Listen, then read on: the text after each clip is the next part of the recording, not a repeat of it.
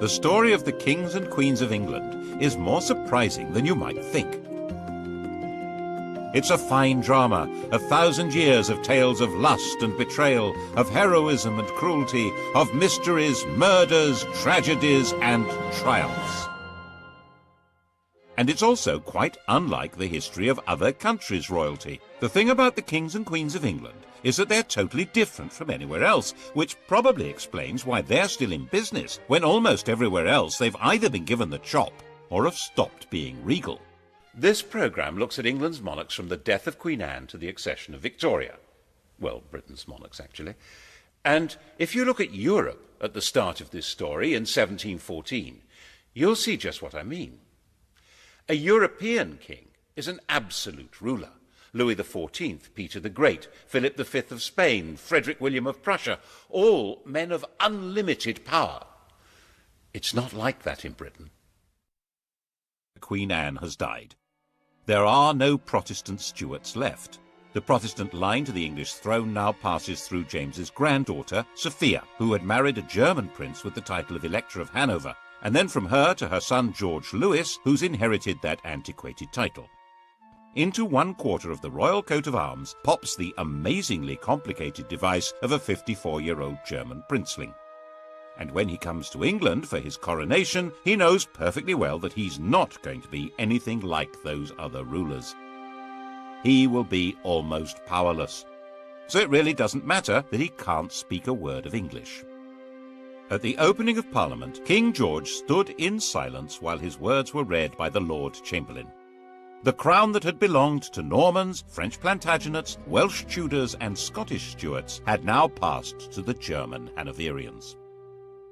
The new king's son, George Augustus, arrived from Herrenhausen to take his seat in the House of Lords as Duke of Rothesay, heir to the throne. Before leaving Germany, he proudly declared, "I have not a drop of blood in my veins which is not English." Rothesay, of course, is a Scottish dukedom.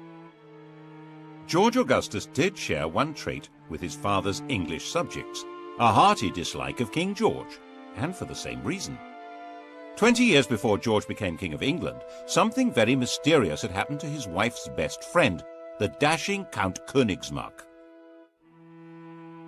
His wife, Princess Sophia Dorothea, had come to detest her husband, who spent his time either engaged in endless European wars or enjoying his various mistresses. Königsmarck tried to help her escape from Hanover. He failed. The Count simply disappeared from the face of the earth.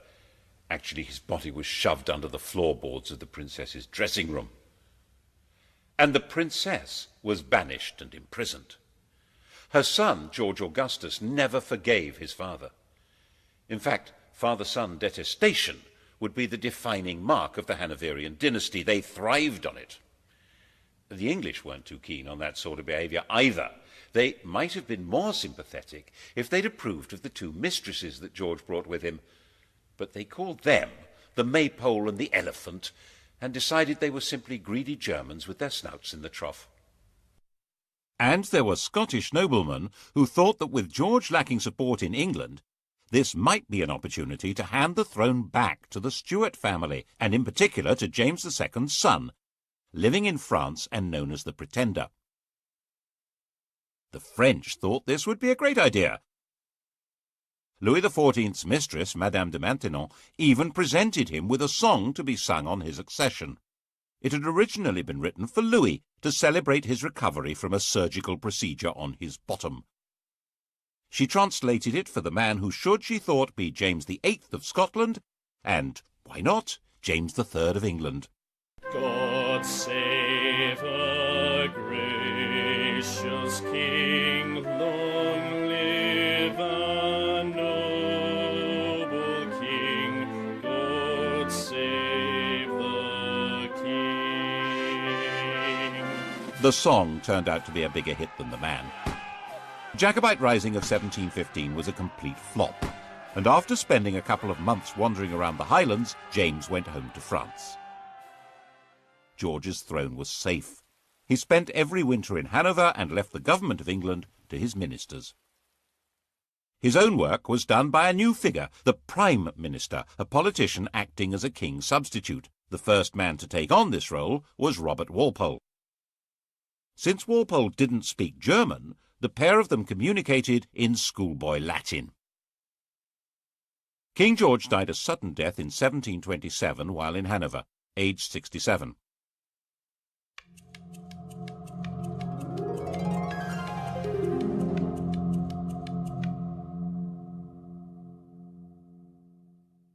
His son was living in Richmond, forbidden by the old man to take any part in court life or even to see his own children. When Walpole came with the news of his father's death, George II appears to have regarded it as a wind-up. "That is one big lie."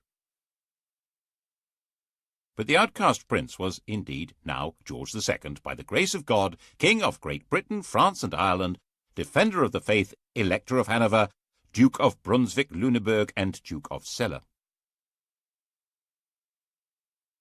When he'd been convinced, he came here to Leicester Square. At the time it was Leicester House, where he'd been running his own court. And here he was attended by the Archbishop of Canterbury, who formally presented him with his father's will. Royal wills had once been the most powerful documents in the world. When William the Conqueror and Henry II died, their wills established who would rule after them. George took his father's will and, instead of opening it, shoved it in his pocket. It was never seen again, to the great disappointment of his father's mistresses. George II's wife, Queen Caroline, had very firm ideas on what should happen next, and her husband was quite obedient. The result was that everyone who'd been hoping for their own promotion in a changed government was disappointed. Walpole remained Prime Minister. He'd promised her that she would get a personal grant of £100,000 a year, double the offer his opposition came up with, and very little actually changed at all. That included the traditional hostility between anyone called King George and his son. The son in question was now, of course, the son of George II, Prince Frederick. According to Queen Caroline, he was the greatest ass, the greatest liar, the greatest canaille, and the greatest beast in the whole world, and we heartily wish he was out of it. She would have said it in German.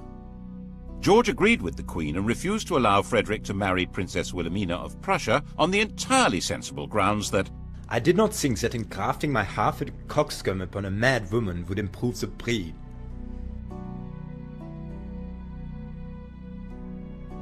Prince Frederick's view of his father was, by contrast, quite balanced and objective.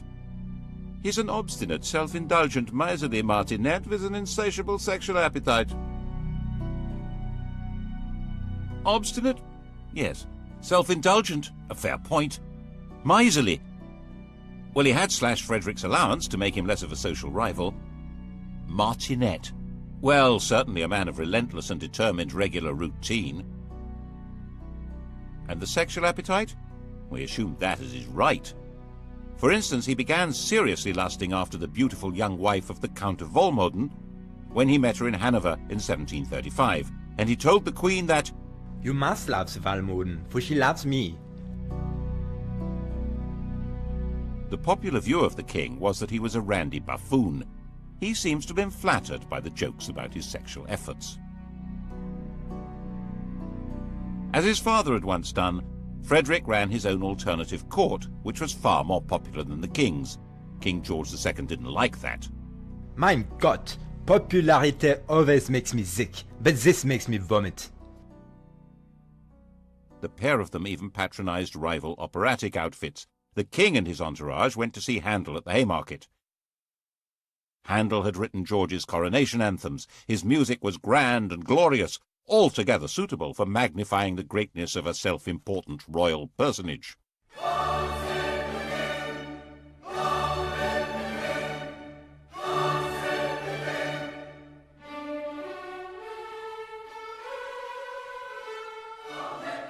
The prince and his crowd stayed away. They went instead to the Theatre Royal in Lincoln's Inn Fields. That was where opera was being transformed into popular musical theatre. The biggest hit was The Beggar's Opera, a vigorous tale of the criminal classes which lots of people said was intended as a satire on the court and Walpole's government. When you censure the age, be cautious and sage, lest the courtiers offended should be. If you mention vice or bribe, 'tis so pat to all the tribe. Each cries, that was levelled at me. It was all very entertaining, watching royalty playing out their family quarrels, but they were not quite reduced to the level of powerless performers. King George was a fighting man, like his father, head of the army, and very much engaged in the quarrels between the rulers of continental Europe. Walpole tried hard to keep him out of wars, but in 1739 the king got his way, and England went to war with Spain. This was the start of a steadily growing involvement in the power struggle between France, Prussia, and the Habsburg Empire. Its culmination for George came in June 1743. He found himself under attack by the French at a German village called Dettingen. His horse bolted, but George stood in front of his troops, waved his sword, and made a rather ponderous but actually rather brave little speech. Now, boys, now for the honor of England.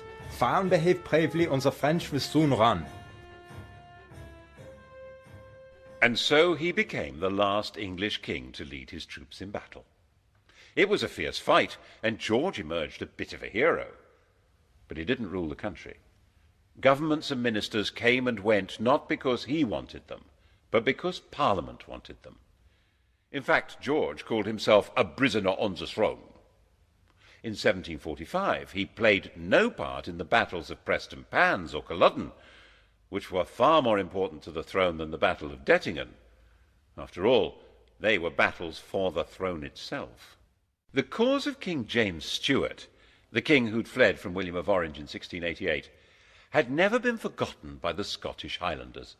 Its supporters of a Roman Catholic monarchy, were called Jacobites, the Latin for James being Jacobus. James's son, the Pretender, had tried and failed to take the throne in 1715, and now, 30 years on, he was known as the Old Pretender. His son Charles, born in Rome, was the Young Pretender.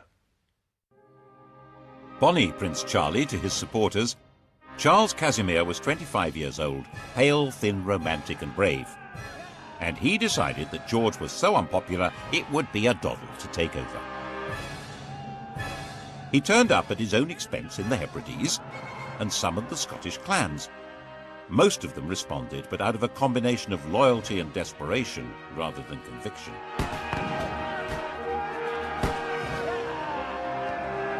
But things went rather well for the rebels. They were enthusiastically welcomed into Edinburgh and roundly defeated the government army at Prestonpans. The news created a passion of patriotism when it reached London. The city might have lampooned the court and sneered at it, but this was different. That evening the king was visiting the theatre, the King's Theatre, Drury Lane, and the orchestra struck up a tune which they'd just got hold of. God save a gracious king, long live a noble king, God save the king. The audience loved it. None of them knew that it had been the Old Pretender's music, or the King of France's. The song had changed sides and became the national anthem. Actually, it became everybody's anthem at one time or another. Frenchmen, Germans, Russians, Swiss, Liechtensteiners, Swedes, Danes, and Americans have all swelled with patriotic pride to exactly the same tune. But when God Save the King became London's big hit, it was because no one could see how the king would be saved any other way. Marshal Wade, the best officer in the government army, said that Scotland was lost and England would fall prey to the first comer. Lord, grant that Marshal Wade may by thy mighty aid victory bring. May he sedition hush, and like a torrent rush, rebellious Scots to crush. God save the King. The rebels took Manchester, then Derby. London trembled, but not as much as the clansmen. They'd marched expecting England to rise in their support and the French to invade. Instead, they had no support at all. Most fundamentally, they realized that the English would never accept a Roman Catholic king. They'd outflanked a large English army, but it was now on their tail, and another was coming up from London. So back they went, and the clansmen were finally slaughtered in their thousands at Culloden in April 1746.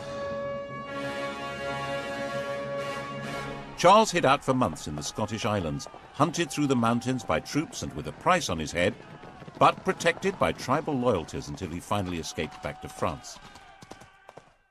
And the clan culture of the Highlands was systematically and ruthlessly extirpated. Clans were dispersed, their leaders imprisoned or executed, plaid and weaponry and bagpipes were banned.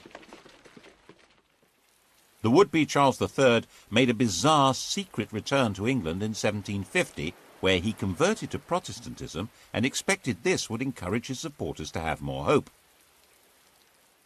They were more impressed by his degree of attachment to the bottle. Not so much the king over the water as the king under the table. King George was in no danger now. George also found his other great enemy removed. His son Frederick died in 1751. He'd been hit hard in the stomach by a tennis ball, and the resulting abdominal ulcer burst and killed him. The new heir to the throne was a 12-year-old child, Frederick's son, George. But the great problems of the kingdom were outside the king's grasp. His country was now a great imperial trading power, with huge involvements in India, the East Indies, North America, and the Mediterranean. So was France. At the same time, continental Europe was constantly boiling over into war, and Hanover was in the middle of that. In 1756, the great powers finally locked horns in a do-or-die struggle that would girdle the whole world. This would become the 7 Years' War. It was truly the First World War. Britain fought in the name of its king, but that king now neither directed policy nor took part in the battles. A new world. In fact, affairs were so far out of the king's control that when he dismissed ministers he didn't like, they came right back again. So far as the English were concerned, this was just how things ought to be. Englishmen were entitled to liberty. The despots were on the other side, Catholic France and Austria. Their whole life, commerce, industry, and fighting force was directed by royal tyrants who ruled over starving and powerless peasants. And on the other side, Protestant Britain, whose commerce was run by men of business, whose industry was directed by free tradesmen, whose army and navy were run by heroes and manned by proud free men, and whose court was the centre of society, not of autocratic power. And that was how many of the British really did see it. Of course, they were also fighting with despotic Prussia, but that was a minor detail. The general perception was that this was a war of free Britons against European despots. Poor George died at the height of the war in 1760, and it didn't matter at all.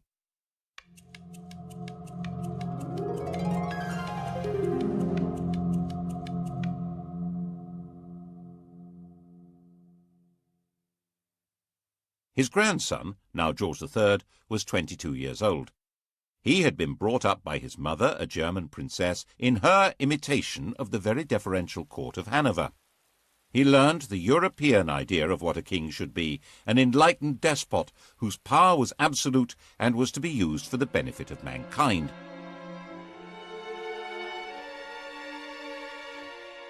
This was, of course, very far from the English notion of kingship, in which the king was the leading figure in society, but whose power was entirely controlled by Parliament. He immediately set to work as a bossy, quick-speaking, managerial king, deliberately fogyish. "I'll have no innovations in my time. What? He read widely. He was fascinated by machinery and agriculture. He was a man delighted by the agricultural and industrial revolutions, and he was determined to restore the crown to what he saw as its proper position, a position abandoned, in his view, by Georges I and II. Unlike them, he'd been born in England and spoke good English, even if his grasp of grammar was ropey, and he had no old or young pretender to challenge him. At the opening of his first parliament, he declared, "Born and educated in this country, I glory in the name of Britain." Parliament was controlled by one party, the Whigs, effectively an oligarchy of rich men who ran the country by a system of bribery, patronage, and nepotism. George felt that it was his job to improve matters. And so began the most catastrophic reign since James II. If it hadn't been for George III's attempt to turn back the clock, the inhabitants of New York might still be using British passports, and the inhabitants of Los Angeles and Miami, Spanish ones. Now there's a thought. To break the power of the Whigs, he set about creating what was almost his own political party, a group of MPs known as the King's Friends. He took back the power of distributing positions and favours from the government and did it himself, so he soon built up a collection of political dependents. His first objective was to bring an end to the war. He didn't at all share the anti-French views of the Whig Prime Minister, William Pitt. It took a lot of political manipulation, but in 1763, with Pitt removed from power, a peace treaty was signed. By this stage, the war had actually been won. Pitt's policies had resulted in Britain becoming the dominant colonial power in the world. Britain was more or less undisputed ruler of North America, India, the Caribbean, and much besides. And George took the credit, the glory, and tried to take control. At the end of the 7 Years' War in 1763, the King of England ruled over more of the world than any man since Genghis Khan, an empire about 5 times larger than Rome. Of course, he wasn't in the position of an Asiatic tyrant, or even your common or garden European despot. His control would have to be through Parliament. His power was limited to choosing ministers, and even that wouldn't work if Parliament and the country wouldn't stomach them, as George kept finding out. His solution was to do all he could to increase his own influence in Parliament, in effect get stuck right into political intrigues. Since it was illegal to report parliamentary debates, people became very suspicious of what was going on. He spent huge sums on trying to influence elections, and would even personally go out canvassing. On one occasion, for instance, bustling into a draper's shop, saying, "The Queen wants a gown," announcing who to vote for, and rushing out again. And since George was closely engaged in politics, people naturally blamed him personally when things went wrong. When Parliament rejected a bill that would have helped the Spitalfields weavers, the weavers marched off to find the king at Wimbledon. Shades of the Peasants' Revolt. George listened to their complaints and persuaded them to go back home. But when they realized he wasn't going to help, they rioted, and he personally ordered out the troops. He said he would put himself at the head of the army or do anything else to save his country. He also had a hand in creating the notorious Stamp Act of 1765, which tried to make the English colonists in America pay a tax on paper. This was the moment at which the whole language of politics began to change. One Virginia colonist declared, "Caesar had his Brutus, Charles I his Cromwell. May George III profit from their example." The Cromwellian revolution of the previous century had certainly been driven by the connection between taxation and liberty. The issue now was that the 13 English colonies in America had their own governments, run by their own local oligarchies, and raising their own taxes. The idea that they could be taxed by the oligarchy in London, headed by the king, was totally outrageous. They would have no way to influence what was done or what they had to pay. Colonists who supported the government were threatened by their compatriots. Some were tarred and feathered. And by the time the act came into effect, there wasn't a single person who'd accepted the job of commissioner to collect the tax. It had to be repealed. There was similar alarm in England, as in his attempt to control Parliament, George arrested his leading critic there, John Wilkes. Mobs rioted in the name of Wilkes and liberty and threatened the king. Wilkes was released, and it was established that there was a legal right to report and criticize what happened in Parliament. But by 1770, he had created the political system he wanted. The political parties had collapsed, and he had a docile chief minister, Lord North, with a parliamentary majority through whom he could run things the way he thought they should be. George liked running things. Popularly known as Farmer George, he took a very close interest in modern farming methods, developing animal breeds and new crops. These were the same modern farming methods, which by enclosing common lands and creating large self-contained farms were breaking up village communities all over England and creating a new class of half-starved, landless wage labourers. Bad harvests didn't help, nor did a collapse in trade.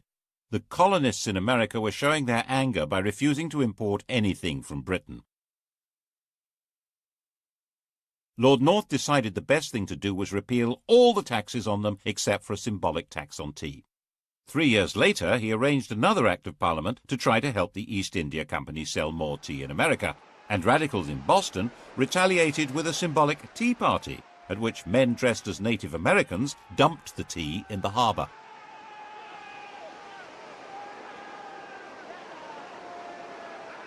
The reaction in England, stirred by the popular press, was that the colonists must be punished. George certainly shared that view. Blows must decide whether they are to be subject to this country or independent. Misunderstanding the strength of feeling and of organisation against them, the government tried to use too little force and triggered a full-scale rebellion. The rebel colonists proclaimed their independence in 1776, and with the backing of a large part of popular opinion in England, George was determined to fight them and crush them. The result, as many less warlike Englishmen had been warning, was disaster for England. Even Lord North wanted out, but George was in charge. The American Revolutionary War became a campaign not against unjust government or English rule, but against the very principle of monarchic government. George's determination to be active in government and place himself at the heart of politics created a new republican movement, a language in which to attack the rule of kings. The Peace of Versailles in 1783 forced Britain to recognize the United States of America. 6 years later, their host at Versailles, Louis XVI of France, was himself called on by a revolutionary crowd who carried him off and set up their own republic. The process of destroying monarchy was underway. Did George understand what he'd done? He certainly fretted about the American disaster, and perhaps it was his own sense of failure that made him display signs of mental disturbance in 1788, talking incessantly and behaving oddly. His doctor thought making him bleed would help. When that failed, the Prince of Wales took over the treatment. The Prince of Wales was 26 years old, a dashing, if rather fat, man about town, and in the grand tradition of their Hanoverian ancestors, King George and his son hated each other. The prince lived in the house bought for his mother, the Duke of Buckingham's magnificent home near St. James's Park. It was still called Buckingham House. He liked it so much he eventually built a rather dull palace round it. When he came of age, he'd set up his home in Clarence House, taken his seat in the House of Lords, and set about being a thorn in Daddy's flesh, partly by opposing his father's ministers and partly by his wildly extravagant social life, in the course of which he secretly married a glamorous widow, Mrs. Fitzherbert, after a passionate wooing process that included theatrically stabbing himself to safely produce as much blood as possible. The marriage was illegal. He wasn't allowed to wed without the king's consent. It was also significant that the lady was a Roman Catholic. In 1780, anti-Catholic rioters stirred up by Lord George Gordon had taken over London for a week. Eventually dispersed by troops on the king's orders, the Gordon riots ended with 290 people dead and 25 ringleaders hanged, not, of course, Lord George. Prinny, as his friends called him, spent his time in gambling clubs, in the company of dandies like Beau Brummel, and put much energy into building the bizarre and spectacular pavilion in Brighton. That's where he was when he heard that the king was mentally ill, and he hurried off to Windsor to take over. 28 years old, he was going to be regent. When the king saw his son, he physically attacked him. He threw Prinny against a wall. The poor boy burst into tears. There was then a huge political battle over what powers the regent would be allowed to have. His own bunch of politicians, led by Fox on one side, and the king's, led by Pitt, on the other.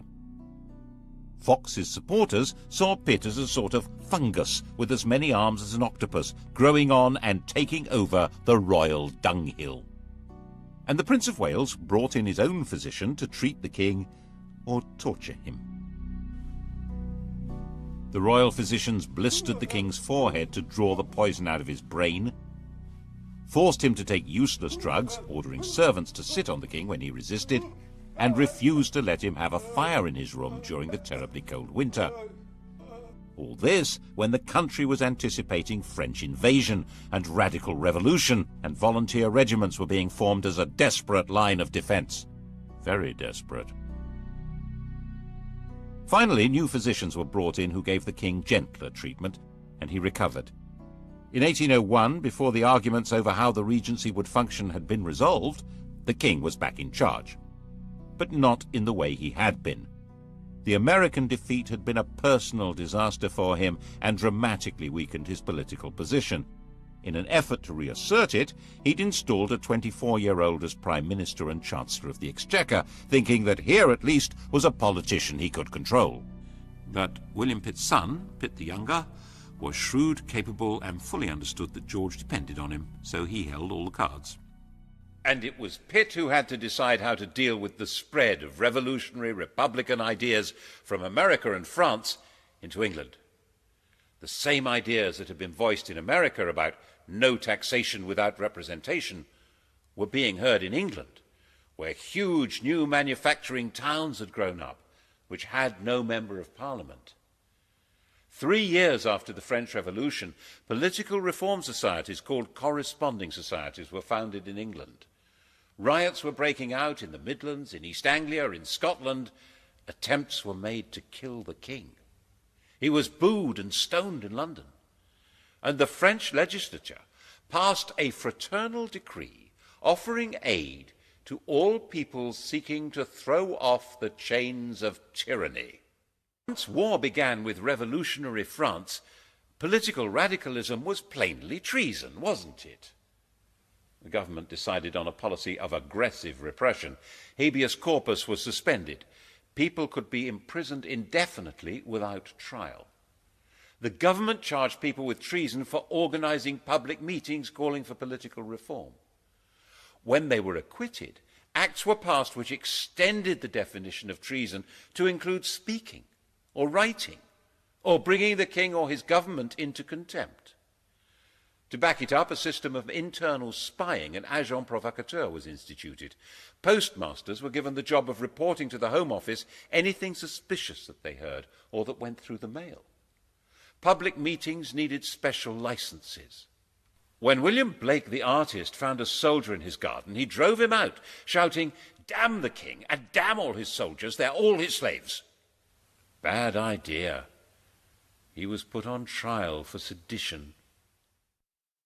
The king himself was actually quite popular. He was generally seen as a kind-hearted, slightly bufferish sort of a person, but he was still ultimately in charge of what was going on.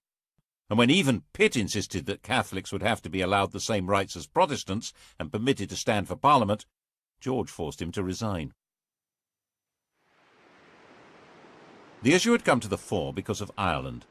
If England had some potential revolutionaries, how many more had Ireland? A land where an oppressed Catholic majority were ruled by imported Protestant colonists, and an ideal staging post for a French invasion.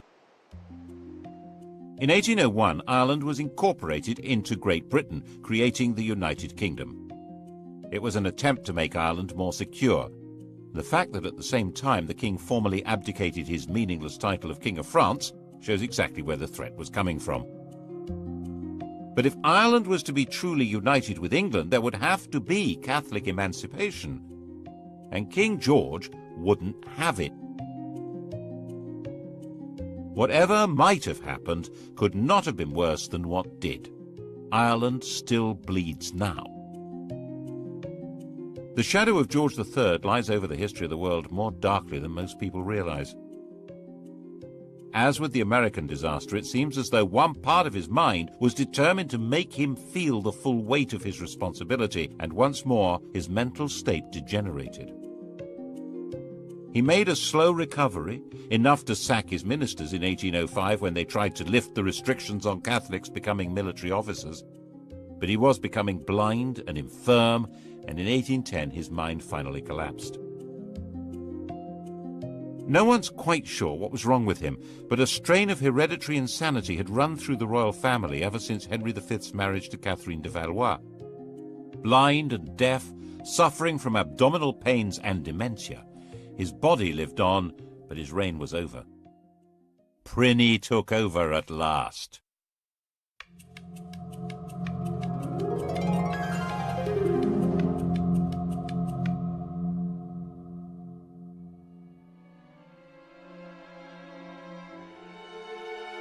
By this time, European monarchy had been transformed. The enlightened despots had fallen. Napoleon's empire had swallowed them up, replacing them with dictators from his own family or under his control. Even Hanover had been overwhelmed. The Tsar still survived, but Napoleon was about to invade Russia. Britain stood virtually alone. And in Britain, the ancient principle of the royal prerogative was now in the fat, clammy hands of a gambling, massively indebted, roly-poly dandy with a passion for show and splendour. But the military genius of Wellington and Nelson didn't need a king to guide it. So under his uninspiring, even ridiculous leadership, Napoleon was defeated and the decrowned heads of Europe were brushed down and put back on their thrones. Why, the ruler of the United Kingdom even became King of Hanover. Pliny had been against everything his father stood for, but now he was in power. He suddenly adopted all his father's political principles, especially his determined opposition to letting Catholics have civil rights and to any reform of Parliament. Elections were basically a farce, with some MPs representing constituencies with almost no voters, and the vast majority of people unrepresented. The king thought this was fine. Lots of other people didn't. And this became a desperate issue in the years after the Napoleonic War. There were thousands of unemployed ex-soldiers. There was an agricultural depression made worse by the terrible summer of 1816, and there was increasing unemployment due to the use of new machinery. And the Prince of Wales's appetite for luxurious silverware and furniture grew mountainous. Graffiti appeared saying death or the regent's head. At the end of 1816, there was a full-scale riot in London aimed at setting up a radical government. The next month, the Prince Regent's carriage was mobbed on his way to open Parliament. The grim apparatus of repression was revived. The death penalty was restored for unlicensed public meetings. Printers of seditious material were to be seized. There was plenty of seditious material. The Prince Regent was a laughingstock. The flood of caricatures and satires was unstoppable. His extravagance was spectacular.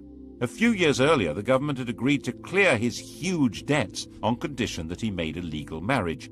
The victim selected was his cousin Caroline of Brunswick, a charming, friendly and unassuming young lady who was also a bit of an exhibitionist. He spent the wedding night drunk. After 9 months to the day, Caroline gave birth to a daughter, but by then her husband had long abandoned her. He devoted himself to the pursuit of motherly mistresses and treated Caroline with a cold brutality which really defined his personal style. He was more of a pasha than a regent, and the Brighton Pavilion made that declaration loud and clear. George III finally died in 1820, having notionally reigned for 60 years, the longest reign until Victoria. And he was 81, the longest life of any British ruler so far.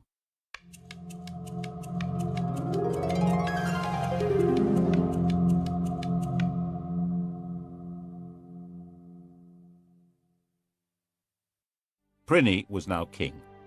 His wife Caroline now decided to come to England from her exile on the continent and take her place at her husband's coronation.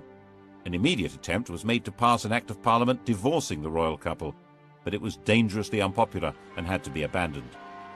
She turned up for the coronation at Westminster Abbey, but the door was closed in her face. The coronation, fabulously expensive, was performed in complete privacy. She went away broken-hearted and died less than 3 weeks later. Her body was to be returned to Brunswick for burial. The king, nervous of a riot, insisted that the coffin should not be transported through the city of London. But it was seized by Londoners, who staged their own funeral procession with it and were gunned down by the house guards at Hyde Park Corner. Afraid of being attacked and afraid of being laughed at because of his great swollen body, from 1823 King George IV avoided being seen in public. He even built a tunnel to allow him to get from his rooms in Brighton Pavilion to the riding school in private. And of course it was said ever since that it connected to his mistress's house.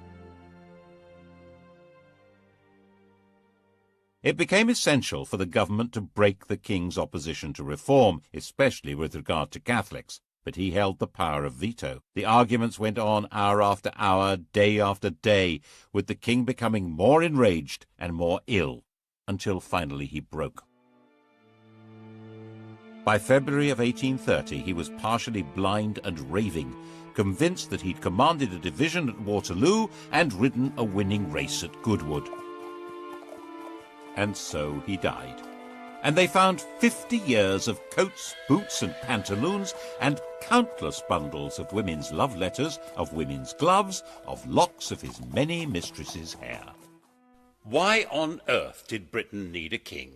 What use was he to man or beast? Why in heaven's name wasn't there a revolution? The truth is, no one knows. Some historians think it was a result of Methodism becoming popular, diverting poorer people's energy from politics into religion. Some think it was patriotism in the age of empire, that king and country was a slogan that helped people pull together against Napoleon. But perhaps, given the riots, rebellions and mutinies, it was due more to the efficiency of the police state and the forcefulness of repression. And lurking at the back of people's minds was the distant memory of what it had been like when there had been a revolution. The grim rule of Cromwell's major generals, echoed and made more terrible by the vision of the guillotine in France. Always keep a hold of nurse, for fear of finding something worse. Despite George's enthusiastic sexual enterprise, he had only produced one legitimate child, and she died in childbirth. The heir to the throne was his brother William, who was 54.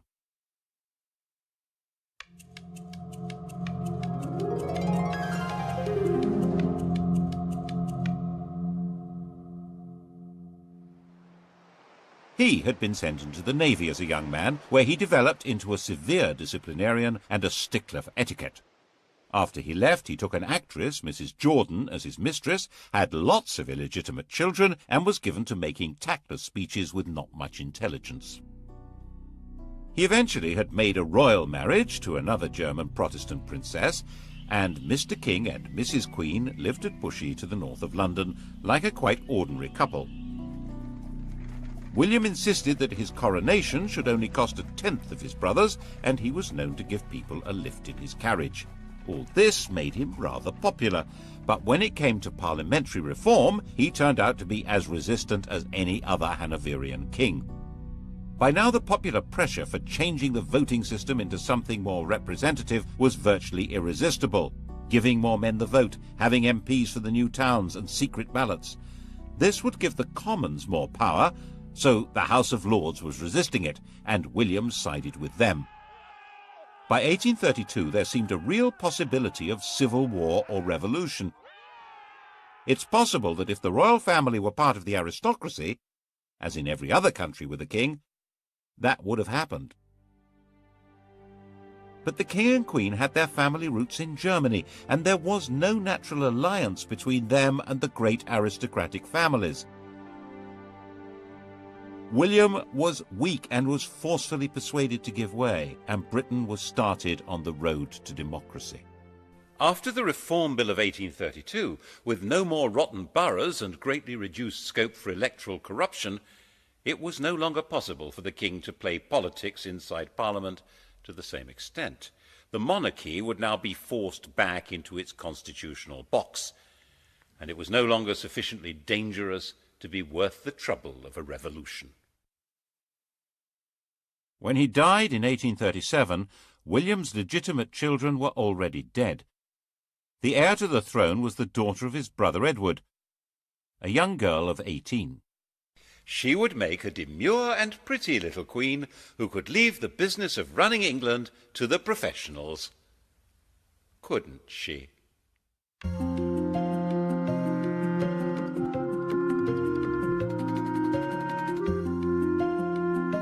To test your knowledge of the decadent George IV, Sky Digital viewers press red. On UK TV History next, the modern kings and queens of England coming up here on History, and starting on documentary, The Best of British, Blue Planet.